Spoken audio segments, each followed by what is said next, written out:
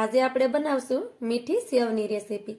એને આપણે અમુક ટિપ્સ કહીને સાદ બનાવશું તો સેવ આપણી ખીલી ખીલી બનશે। ઘણી વખત સેવ છે એ હારી બનતી નથી ને ખાવામાં પણ હારી નથી લાગતી, તો એને ખીલી ખીલી કઈ રીતે બનાવવી એની હું તમને બધી ટિપ્સ આગળ વિડીયોમાં બતાવીશ। તો ચાલો રેસીપી ચાલુ કરીએ। આજ આપણે બનાવવાના છે મીઠી સેવ। તો તેના માટે મેં એક વાટકો ભરીને સેવ લીધી છે।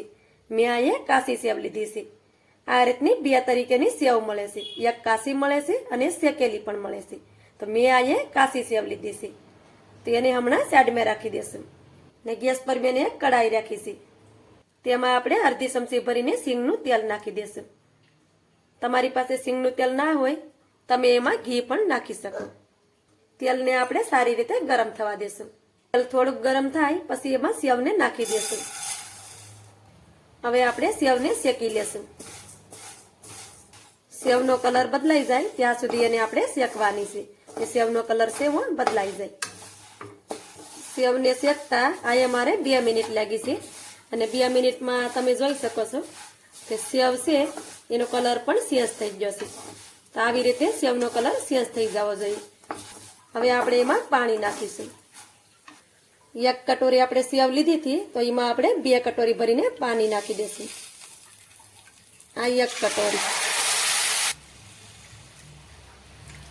2 કટોરીમાં મેં પાણી નાખી દીધું છે।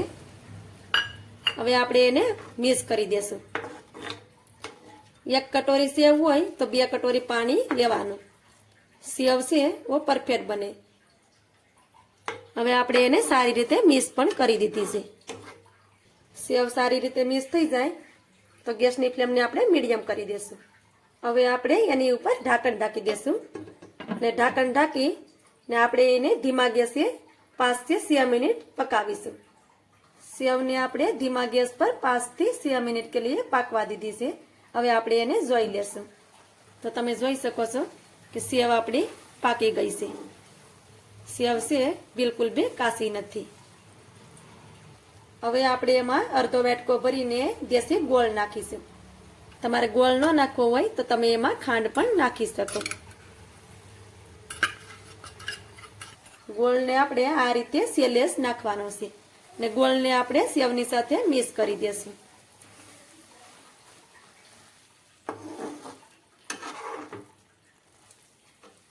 આ રીતે સેવ બનાવશો તો ખાવામાં ટેસ્ટી લાગશે और બાળકોને બહુ ભાવશે। આ રીતે સેવ બનાવી તમે બાળકોને લંચ બોક્સમાં પણ દઈ શકો। ગોળને મેં સેવની સાથે સારી રીતે મિક્સ કરી દીધો છે। તમે જોઈ શકો છો કે સેવ પણ આપણી છૂટી છૂટી બની છે। ફ્લેમને બંધ કરી દેશું। હવે આપણે સેવને એક ડીશમાં કાઢી લેશું। તો તમે જોઈ શકો છો કે આપણી સેવ છૂટી છૂટી બની છે। આ રીતે સેવ બનાવશો તો એ સૌને પસંદ આવશે ને ખાવામાં પણ ટેસ્ટી એવી લાગે છે। તો મારી આજની રેસીપી તમને સારી લાગી હોય તો લાઈક, સબસ્ક્રાઈબ, કોમેન્ટ જરૂરથી કરી દેજો। તો મળશું એક આવી નવી રેસીપીની સાથે। ત્યાં સુધી જય માતાજી।